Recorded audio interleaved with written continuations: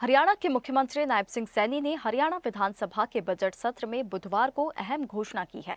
उन्होंने हरियाणा के शहरी परिवहन के इतिहास में एक महत्वपूर्ण और दूरदर्शी निर्णय का जिक्र करते हुए बताया कि सरकार ने 24 फरवरी को आयोजित बैठक में गुरुग्राम, फरीदाबाद, नोएडा, ग्रेटर नोएडा, नमो भारत RRTS सह मेट्रो कॉरिडोर के लिए फाइनल अलाइनमेंट को स्वीकृति दे दी है।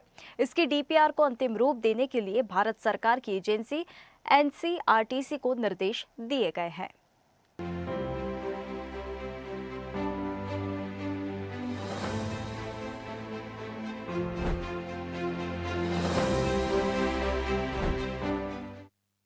मुख्यमंत्री नायब सिंह सैनी ने कहा कि सरकार ने 24 फरवरी को आयोजित बैठक में गुरुग्राम, फरीदाबाद, नोएडा, ग्रेटर नोएडा, नमो भारत RRTS सह मेट्रो कॉरिडोर के लिए फाइनल अलाइनमेंट को स्वीकृति दे दी है। इसकी DPR को अंतिम रूप देने के लिए भारत सरकार की एजेंसी NCRTC को निर्देश दिए गए हैं।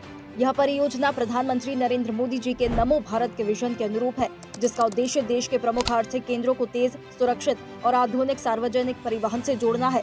प्रोजेक्ट के बारे में बताते हुए मुख्यमंत्री ने कहा कि यह लगभग 64 किलोमीटर लंबा कॉरिडोर होगा, जिसमें से करीब 52 किलोमीटर हरियाणा में है। यह केवल एक नई रेल लाइन नहीं, बल्कि NCR क्षेत्र के भीतर गुरुग्राम, फरीदाबाद और नोएडा जैसे बड़े आर्थिक केंद्रों को एकीकृत करने वाले एक परिवर्तनकारी कदम है।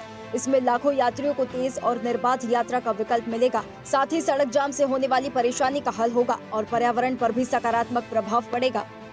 जिस बैठक में हमने ये निर्णय किया है कि गुरुग्राम से फरीदाबाद और नोएडा, ग्रेटर नोएडा तक नमो भारत RRTS सह मेट्रो कॉरिडोर के लिए अंतिम अलाइनमेंट को स्वीकृति दी गई है।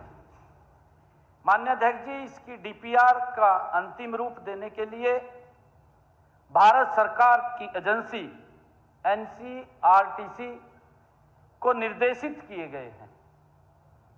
माननीय अध्यक्ष जी, यह परियोजना देश के यशस्वी प्रधानमंत्री जिनका एक विजन है कि हर देश के नागरिक के जीवन को सरल और सुगम करना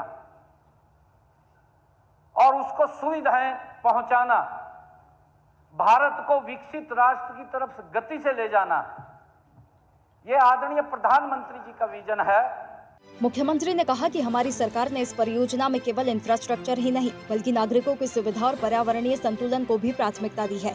शहरों के भीतर बनने वाले वायाडक्ट पर नॉइज बैरियर लगाने का निर्णय लिया गया है, ताकि आधुनिक परिवहन के साथ जीवन की गुणवत्ता प्रभावित न हो और लोगों को ध्वनि प्रदूषण से राहत मिल सके। उन्होंने कहा कि यह परियोजना हरियाणा के लिए निवेश, रोजगार और संतुलित शहरी विकास के लिए एक नए अवसर लेकर आएगी। केंद्र और राज्य सरकार के समन्वय से इस अहम परियोजना को समयबद्ध तरीके से आगे बढ़ाने के लिए प्रतिबद्ध है। ये ट्रांसपोर्ट की सुविधा ये मिलेगी, उनके जीवन को एक बदलाव का, ये बड़ा आर्थिक केंद्रों से जोड़ने का और यहाँ की आर्थिक, माननीय अध्यक्ष जी, सामाजिक प्रगति को बढ़ावा मिलेगा इस कॉरिडोर से। जैसा मैंने बताया है माननीय अध्यक्ष जी, ये इफ्को चौक से ग्वाल पहाड़ी जो 14.5 किलोमीटर का इंटीग्रेटेड जो RRTS और मेट्रो सेक्शन ये तय किया गया है और माननीय अध्यक्ष जी, इसमें सेक्टर 29 और millennium city centre, sector 52, Wazirabad और सेक्टर 57 तथा सेक्टर 58-61 जैसे महत्वपूर्ण स्टेशन वो शामिल होंगे।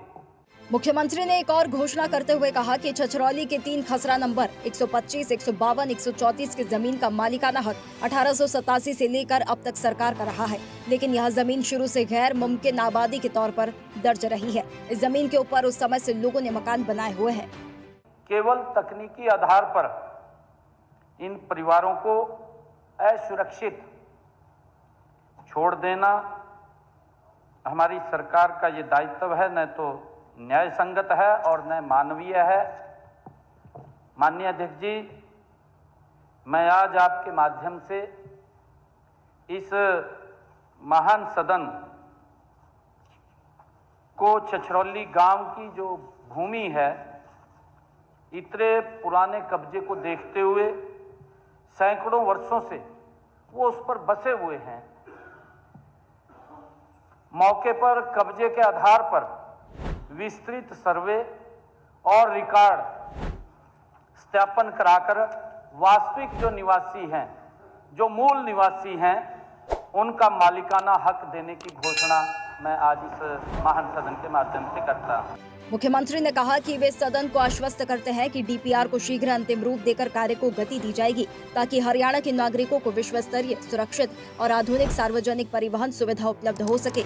यह केवल एक परिवहन परियोजना नहीं, बल्कि हरियाणा के भविष्य को जोड़ने वाला एक सशक्त कदम है। हरियाणा डायरी।